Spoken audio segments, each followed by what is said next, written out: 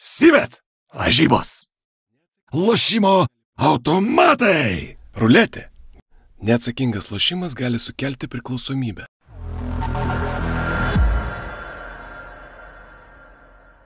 Sveiki, kovinių menų gerbėjai, čia laida Bushido ringas ir šalia manęs KOK organizacijos reporterė Dolita. Labas, Dolita. Labas, ryta. Žinau, kad laukia artėjantis turnyras ir po truputėlį jau prasidėjo paruošimieji darbai. Vasario 28 dieną KOK Classic 5 turnyras ir jo metu įvyks viena kova, kurios laukiame ir mes, ir laukia ko gero daugelis socialinių tinklų gerbėjų. Kokia tai bus kova? Iš tikrųjų laukia labai įdomi kova ir aš manau, kad socialinėje medijoje susilaukė labai didelio dėmesio, tai yra Rimkenzo ir Viršilos kova, ar ne? Na ir manau, kad tą vakarą ši kova ne tik susilauks dėmesio iš socialinių tinklų, bet ir iš mūsų žiūrovų. Na, iš tikrųjų, toks klausimas, ar neiškilo, kas yra stipresnis, ar profesionalus kovotojas, ar fitneso atstovas. Žodis po žodžio socialiniuose tinkluose įsiplieškė ginčas, kuris peraugo į iššūkio metimą ir kovotojai žodis po žodžio nusprendė, kad reikia viską išsiaiškinti ringe. Tada buvo kreiptas į mus, ir mes kaip organizacija po pasitarimo nusprendėme, kad ši kova gali įvykti, tačiau visgi natūralu, kad reikia taisyklės padaryti kiek įmanoma, kad suvienodinti abiejų kovotojų galimybės. Ir šį kartą taisyklės vyks bokso, kovotojai turės 12 uncijų pirštinės ir kovai bus skiriami 3 raundai po 2 minutės. Kaip tu prognozuoji šios kovos baigti? Iš tikrųjų sunku prognozuoti, kaip baigsis ši kova, bet aš pirmiausia noriu labai pasidžiaugti, kad turime naujieną, kad apskritai tokio tipo kova pas mus vyks, ar ne. Tai stebint iš tikrųjų, kaip abu kovotojai ruošiasi, ar ne, matyti, kad Rimkenzo savo dėmesį daugiausia yra sutelkęs ties mitybą. Na, jisai, pertrauksiu tave, jisai sakė, kad laikosi 10 000 kalorijų dienos dietos, jeigu galima tai pavadinti, kad įsikrauti. Taip. Na, jam manau, kad sunkesnė užduotis teko. Na, o kovotojas Viršila tenka matyti, kad jis labai sąžiningai, kruopščiai ruošiasi ir bent jau aš, nežinau kaip turite, bet bent jau aš labai laukiu, kaip baigsis ši kova ir kokių surprizų mes dar pamatysime jų pasiruošime. Na, bet kuriuo atveju tiek Rimkenzo, tiek ir Viršila yra tikri šaumenai, turintis armiją sekėjų socialiniuose tinkluose, taip kad man atrodo, kad lauksime ne tik jų kovos, bet ir jų įspūdingų išėjimų į ringą, kur netrūks muzikos, šviesų, papildomos programos. Abu kovotojai savo sekėjams storiuose, kurias jie postina, žada, kad pamatysite tikrą wow, tokią kovą, kokios dar nematėte. Aš noriu pridurti ryčiui, kad mes, iš esmės esame įpratę matyti Rimkenzo išėjimus, ar ne? Jie būna tokie audringi, sulaukia daug dėmesio, tačiau aš manau, kad Viršilai, reikės iš tikrųjų pasistengti ties šiuo klausimu, kadangi perspjauti Rimkenzo išėjimus yra tikras riešutėlis.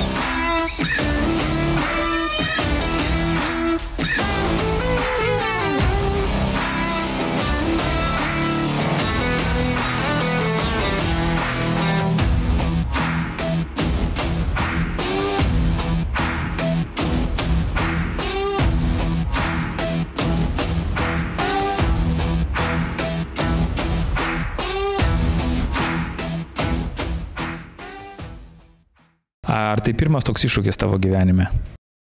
Pagal iššūkį tai tikrai pirmas, todėl nes yra gan sudėtingas iššūkis eiti kažkur kovoti, bet šiaip tai jau esu aš ir kovojęs gyvenime ir aišku ne profesionaliam ringe, nesu profesionalų kovotojų, bet taip man čia yra didelis iššūkis ir aš pasistengsiu įrodyti, kad aš galiu atlaikyti šį iššūkį. Visgi turėjai pakeisti iš esmės savo treniruočių, grafiką, stilių, ar ne? Tai kaip dabar vyksta treniruotės ir kas tau sunkiausia juose yra? Sunkiausia tai turbūt pati visa ištvermė, todėl nes vis tiek kažkaip sportavau kultūrizmą. Kultūrizme tenai tiesiog kelnoji štangas ir visa kita, bet o čia grinai yra ta pati ištvermė ir žinoma psichologija. Nes kai, sakau, psichologija yra labai stipri, nes kai tu jau nebegali nei rankų pakelt nieko, tau vis tiek treneris reikia, kad kelk rankas, tai čia yra tikrai, manau, turi pats prisiversti save ir atlaikyti tai tokius dalykus. O treniruotės yra tikrai labai sunkios, nes vis tiek aš perėjau iš kito sporto, man visas būnu kiaurai šlapęs, mirkstu tose, kaip sakant, treniruotėse. Ir didelę pagarbą jaučiu šitam sportui, todėl nes tikrai yra sudėtingas sportas. Ar buvo akimirkų, kada pagalvojai, kam čia man to šito viso reikia, per sunku? Ne, todėl nes turiu labai gerą draugą nuo vaikystės, kuris mane visą laiką labai palaiko stipriai ir tiesiog jis visą laiką mane motyvuoja to eiti keliu ir aš noriu tiesiog pats savo įrodyti, kad aš galiu ir tiesiog Rimkėnzu yra profesionalus kovotojas, man su juo pačiam asmeniškai yra įdomu sukovoti ringe. Turi numesti nemažai svorio, nes jūs skyrė nemažas svorio skirtumas. Kaip sekasi pats svorio metimas ir kiek kilogramų planuoji numesti iki kovos? Kai viskas buvo paskelbtas, svėriau 96 kg, kiek žinau, Rimkėnzu apie 75, tai mus skiria virš 20 kg, bet dabar, kai pradėjau treniruotis, tai svoris man tiesiog tirpsta. Tai per 2 savaitės numečiau jau 8 kg, bet aš maždaug tikiuosi, kad daugiau 85 kg nenumesiu, bet bent jau stengiuosi, nes paskui būsim vienodai kategorijai. Kokių sulaukia reakcijų sekėjų, draugų, pažįstamų ar nepažįstamų žmonių? Reakcijų tai iš dalies visokių, nes, kaip sakant, kiek žmonių yra, tiek yra ir nuomonių. Tai vieni mane palaiko, vieni sako, kad ką man ten eit, nes sutraumos mane, arba pirmam raundui iš vis ten iš vieno smūgio būsiu atjungtas. Nu, kaip sakant, kiek žmonių, tiek nuomonių, bet palaikymo tikrai susilaukiau gan didelio ir darau tiesiog tai, ką aš noriu daryti ir einu tuo keliu, kuriuo aš pats pasirinkau. O koks tikslas tavo dalyvauti šioje kovoje? Tikslas tai, manau, įrodyti pačiam savo, todėl nes aš, būdamas jaunesnis, irgi lankiau kovos menus, tačiau padariau gan didelę pertrauką ir čia tiesiog yra didelis iššūkis man iš vieno sporto pereiti į kitą ir tiesiog išbandyti savo jėgas ir pažiūrėti, ko aš esu vertas. Na ir pabaigai perduok žinutę galbūt savo draugams, sekėjams, tiems, kurie tave palaiko. Tai svarbiausia, kad darykite tai, kas jums patinka, būkite motyvuoti ir siekite visą laiką tikslų, kuriuos esate užsibrėžę ir neklausykit negatyvo, todėl nes jisai padarys jūs tik silpnesniais. Eikit tik pirmin ir nesigręžkit atgal. Ir ką norėtum perduoti savo priešininkui? Priešingai norėčiau perduoti, kad tiesiog nenuvertintų manęs, nes aš nesu visiškai žalias ir atiduosiu visą save ir pasistengsiu parodyti jam, kad jis klysta ir fitnesistai gali tikrai parodyti aukštą lygį ir bokso ringį.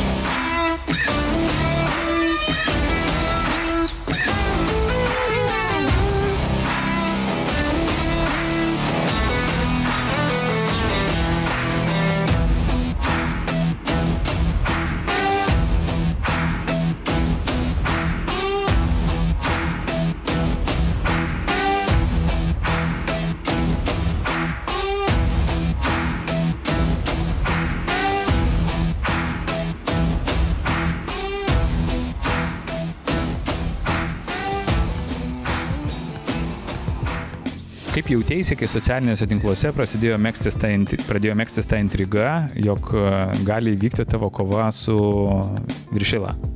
Labai susidomėjau, nes tikrai aš iš karto matau į ateitį, kad šita kova tikrai sutrauks didžiulį dėmesį, nes ta prasme jinai apjungs ir kovotojų visą, aš turėsiu reprezentuoti kaip kovotojų visą visuomenę, bendruomenę, o mano priešininkas Viršila turėtų kultūristų ir viso to sporto, kur tas didesnis žmogus, nu kaip ir visada ir gamtoje taip yra, kur didesnis žmogus, tipo, mažesnį visada nugali ir mažesnis bijo. Ir čia ta prasme ir taip psichologiškai nuo didesnio žmogaus visada yra tokia pasisaugot reikia. Ir čia man tokia pasibandymai prieš tokį kultūristą dar girdėjau, kad jisai pradėjo vartoti steroidus, tai iš viso dar įdomiau, žinai, prieš tokį žmogų, kuris turėtų turėti ant gamtiškų jėgų, man paprastam vaikinukui, kovotojai, šaumenui, sukovoti yra tikrai nerealus dalykas. Tikrai džiaugiuosi, kad yra tokia proga. Kova vyks pagal bokso taisyklės, 12 uncijų pirštinės, 3 raundai po 2 minutės, negalėsi naudoti spyrių kojomis, ar ne? Ar esi kovojęs pagal bokso taisyklės ir kokius matai privalumus šioje kovoje? Esu kovojęs porą bokso kovų, bet kiek yra tekę man kovoti, tai visi buvo žemesni priešininkai ir man tekdavo dirbti antrų numerių, maudyti ir taip toliau. O čia reikės kaip tik pasistengti spausti. Ir tai bus gana neblogas iššūkis man. Ir man tikrai patiks šiek tiek visiškai, ta prasme, pakeisti savo kovos stilių iš antro numerio man nuleidusiom rankom provokuojantį pulti priešininką mane. Dabar aš turėsiu kaip tik pakėlęs rankas spausti, neduoti atsikvėpti iš šonus, maudyti ir judėti visą laiką į priekį. Dabar tai reiškia, kad treniruotėse dabar tu tobulini tik tai smūgius rankomis, ar ne? Nu taip, dabar jau pagal kickboksą nesišparinguoju visai. O ar pamatys žiūrovai tavo garsų įstrėlės smūgį? Taip, aš jį ruošiu tikrai. Gal tie tikrieji bokso fanai ir nelabai mėgs mano tokius išsišokimus šiek tiek, bet jau negaliu išsižadėti savo mėgstamiausio smūgio. Kokias stipriasias pusės savo priešininko galėtum išskirti, kur tau galbūt šiek tiek neramu? Gal smūgiai, aš įsivaizduoju, kad jos turėtų turėti tą vienkartinį tokį akcentuotą smūgį, ta prasme. Ir jeigu aš tenais per daug prisižaisiu su nuleistom rankom, per daug atsipalaiduosiu arba tenais užsižiūrėsiu kažkur, tai tikrai galiu netyčia ir atsisėsti ant šiknytės. O sakykim, kokią kovos baigtį įsivaizduoji, kad tau labiausiai patiktų ir labiausiai nepatiktų?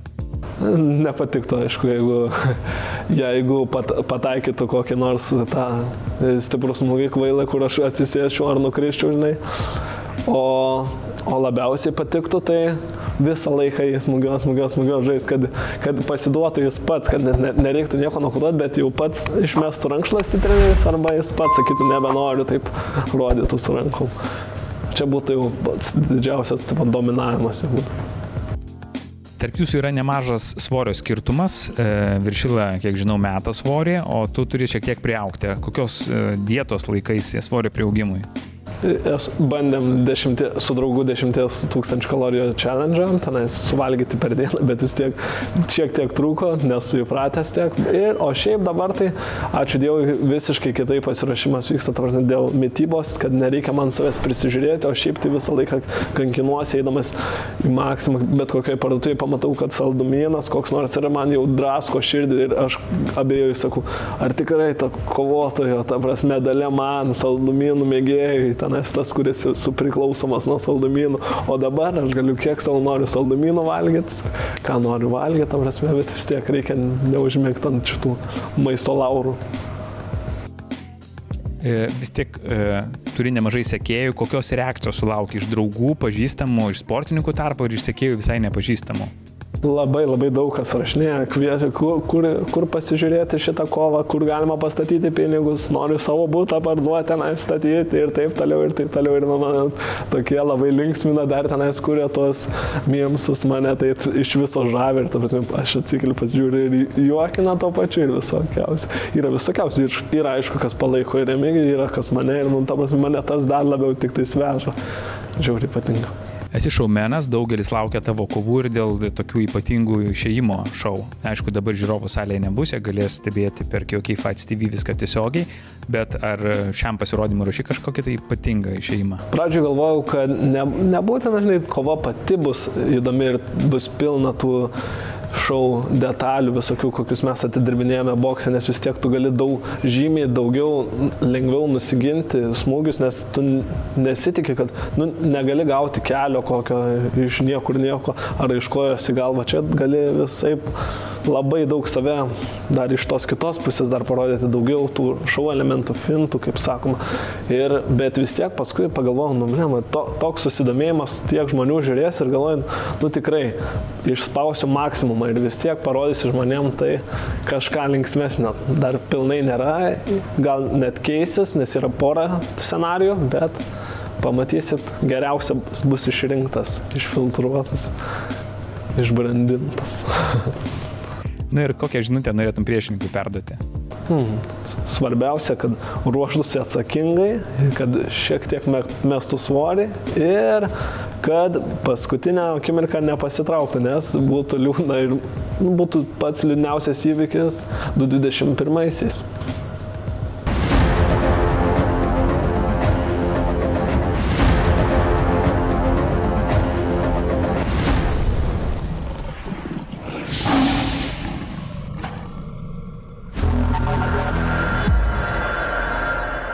Na kągi, gerbiami žiūrovai, bet kuriuo atveju mūsų laidose mes jūs informuosime, kaipgi sekasi ruoštis tiek Viršilai, tiek Rimkenzo, tiek ir kitiems kovotojams, kurie dalyvaus KOK Classic 5-ame turnyre. Dar kartą norime priminti, kad šis turnyras įvyks vasario mėnesio 28 dieną, kaip bebūtų gaila, jis vyks be žiūrovų, bet tiesiogiai šį turnyrą ir kovas jūs galėsite stebėti mūsų platformoje kokfights.tv. Taigi atsisveikinime su jumis ir sekite informaciją. Visą pagrindinę informaciją jums pristatė Rytis, o aš taip pat su jumis atsisveikinu ir tikiuosi, kad susitiksime nuotoliniu būdu tiesioginėje transliacijoje.